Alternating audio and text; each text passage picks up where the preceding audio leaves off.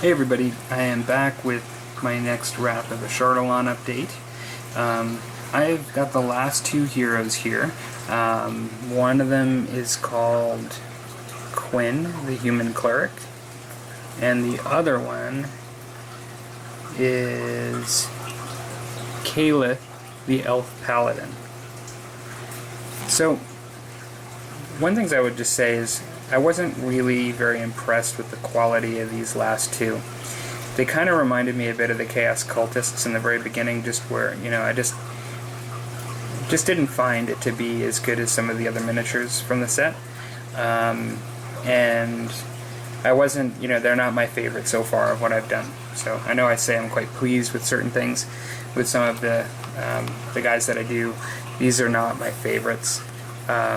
One thing I'll mention that I did with this guy that it's a little hard to see because of the fluorescence I have here, but I actually did some wet blending.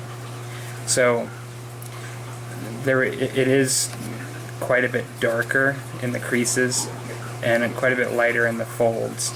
And you can see here the shadow that I have just from the light right above here. It does make it difficult to show it, but if I show it there, maybe you can see it better. But I did quite a bit of wet blending, which I think really in the end, I'm going to see if I can block this a bit. There we go. That might actually help. That actually shows it a bit better. Because I actually don't have any direct light coming on it. You can see the actual shadows. Well, you can see the shadows better there. And I actually think it actually came out really nice. I mean, to the naked eye, you can really see it. And I think it came out really good. So, with that said, this is Quinn, and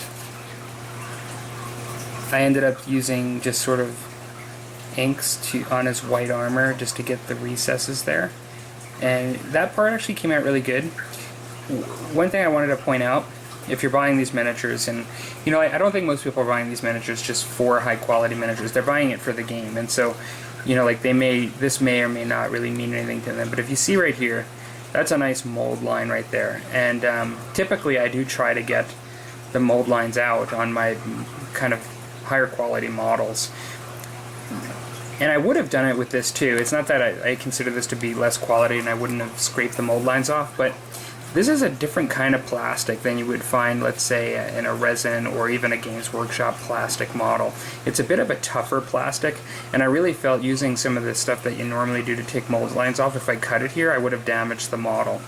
And so I just kind of dealt with it. I do think the face, see how close I can get in, I do think that the face actually came out pretty good. As far as it still collected the shadows nicely. And overall, the white armor I think came out really good. So when I add the cape and the white armor, and I did some dry brushing on the hair, I think it came out nice. But not my favorite model so far. But actually, with that said, this is my least favorite model in the whole game, in the whole set.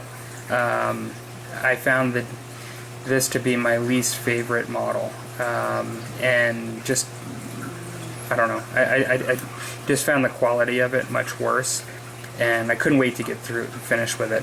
The hair and the cape, I think, came out kind of nice with the lightning and the inking. But overall, I just was not that happy with this. I mean, granted, a lot better than the red plastic that you get with the game, and I'll still use her, with the game.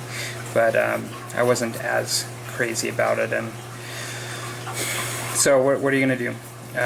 So these are the last two from Wrath of Ashardalon, and it's kind of funny that I ended sort of last. I mean, most of you that are familiar with the game know what's coming next, because these are really the last two pieces. I finished the heroes, and so last is Ashardalon himself. So this one I am really looking forward to painting here.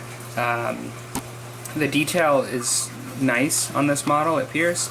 I think it's going to be really fun to paint. I'm going to heavily use the airbrush in painting this. And maybe as sort of like finishing up doing the 40 or 30 plus miniatures from this set. Maybe I'll do a bit of a bit more on video for this. I'll actually show a bit more and go through the stages a bit more than I have been.